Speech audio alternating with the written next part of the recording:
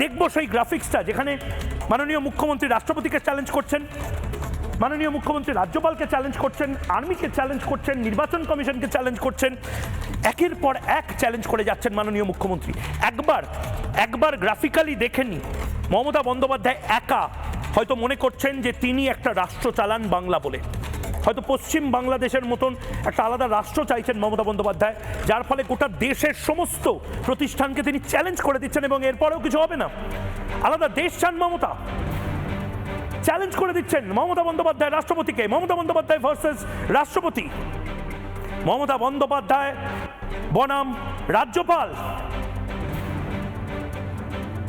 মমতা বন্দ্যোপাধ্যায় রাজ্যপালকে তাকেও চ্যালেঞ্জ করে দিচ্ছেন, রাজ্যপালের চেয়ারকে চ্যালেঞ্জ করছেন মমতা বন্দ্যোপাধ্যায় বনাম নির্বাচন কমিশন। মমতা বন্দ্যোপাধ্যায় একের পর এক যেভাবে প্রতিষ্ঠানগুলোকে চ্যালেঞ্জ করছেন, দেবশ্রীদি আপনি রয়েছেন আমাদের সাথে, আপনার শেষ প্রতিক্রিয়া নেব। রাষ্ট্রপতিকে চ্যালেঞ্জ করছেন, ইলেকশন কমিশনকে চ্যালেঞ্জ করছেন, তিনি রাজ্যপালকে চ্যালেঞ্জ করছেন, প্রধানমন্ত্রী স্বরাষ্ট্রমন্ত্রীকে তো ছেড়েই দিলাম, মানে তিনি কি আলাদা একটা দেশ চাইছেন এখন? দেখুন, আগে বহুবার আমরা এই কথাটা বলেছি যে বাচ্চার হাতে ক্ষমতা গেলে যেরকম হয়, মমতা বন্দ্যোপাধ্যায়ের মতন মানুষের কাছে ক্ষমতা গিয়ে এখন সেই পরিস্থিতি হয়েছে।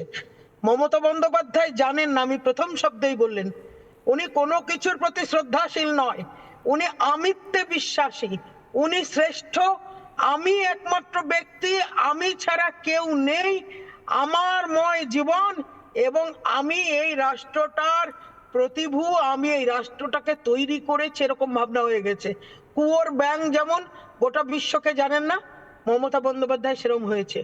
উনি ভারত রাষ্ট্রের একটা রাজ্যের মুখ্যমন্ত্রী, উনি যে যে শব্দ, যে যে কথা, যে যে আচরণ পালন করছেন, ভারতবর্ষের সংবিধানকে, এর আগেও আমরা বলেছি যে ভারতবর্ষের আর্মিকে উনি যেভাবে চ্যালেঞ্জ করেছেন, বারবার করে যখন কার্গিলে যুদ্ধ হয়েছে, ইয়েতে উরি হয়েছে বা সার্জিক্যাল স্ট্রাইক হয়েছে, উনি যে শব্দগুলো কথাগুলো বলেছেন সেটা মানে শিশু সুলভ শুধু নয়, উনি কোন রকমই কোনো কিছু মানতে চান না সংবিধানে।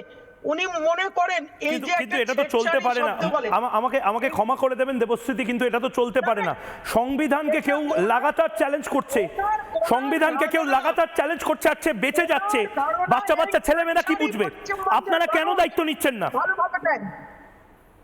বিজেপি, গোটা দেশের বিজেপি তারা দেখুক প্রধানমন্ত্রী নিজে কি ভয়ঙ্কর ভাষায় আজকে তিনি ক্ষোভ প্রকাশ করেছেন। একবার আমি দেখাবো ভয়ঙ্কর ভাষায় ক্ষোভ প্রকাশ। গোটা ভারতবর্ষের মানুষ আজ দুঃখিত। দুঃখিত হলে হবে না, এর প্রতিবাদটা কোথায়? দুঃখ আমরা 2026-এর পরে 2027 থেকে দেখাবো। আমরা পরিত্রাণ চাই, সেই পরিত্রাণের অপশনটা কোথায় এই মুহূর্তে? প্রধানমন্ত্রী নরেন্দ্র মোদী, আমি ফুল ফ্রেমে দেখানোর জন্য বলবো, ভয়ঙ্কর সেই ক্ষোভ প্রকাশ। ভারতের রাষ্ট্রপতিকে যেভাবে সম্মানহানি হতে হয়েছে আজ, যেভাবে অপমান করা হয়েছে ভারতের রাষ্ট্রপতিকে, প্রধানমন্ত্রী নরেন্দ্র মোদী তিনি লিখেছেন পশ্চিমবঙ্গে তৃণমূল সমস্ত সীমা লঙ্ঘন করেছে, জনজাতি সম্প্রদায় থেকে উঠে আসা রাষ্ট্রপতিকে যেভাবে অপমান করেছেন, পশ্চিমবঙ্গের তৃণমূল কংগ্রেস সরকার সত্যিই সমস্ত সীমা লঙ্ঘন করেছেন। এটি অত্যন্ত দুর্ভাগ্যজনক যে সাঁওতাল সংস্কৃতির মতন গুরুত্বপূর্ণ নানা ধরনের কন্টেন্ট দেখার জন্য লাইক করুন, শেয়ার করুন আমাদের ফেসবুক পেজ, সাবস্ক্রাইব করুন আমাদের ইউটিউব চ্যানেল। পাশাপাশি অন্যান্য ব্রেকিং নিউজের জন্য অবশ্যই চোখ রাখুন রিপাবলিক বাংলায়।